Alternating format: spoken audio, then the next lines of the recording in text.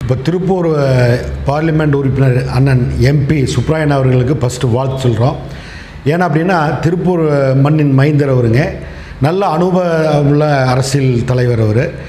இப்போ நம்ம அவரோட எதிர்பார்ப்பு அப்படிங்களுக்கு வந்து எங்களுக்கு அதிகமாக இருக்குது. எப்படி அப்படின்னா திருப்பூரில் வந்து சிறு குறு நடுத்தர தொழில் வந்து 90% வந்து இந்த தொழில் முழுமையாக செய்கிறாங்க.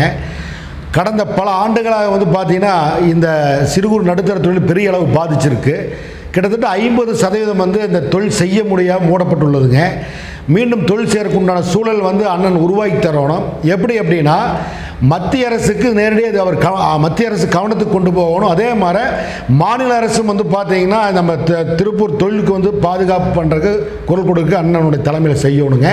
நான் என்ன எதிர்பார்க்குறேன்னா திருப்பூர் அனைத்து தொழில் கூட்டமைப்பு ஒன்று வந்து அண்ணன் தலைமையில் உருவாக்கணுங்க. எம்பி அதில் வந்து தலைமையாக இருக்கணும். அதன் மூலமாக வந்து மாதம் 3 மாதங்களுக்கு ஒரு ட்ரிப் வந்து அனைத்து தொழில்துறை சந்தித்து அதில் ஏற்றத்தாழ்வுகளை என்ன பார்த்து அதை களை எடுக்கிற மாதிரி ஒரு சூழல் உருவாக்கி தரணுங்க.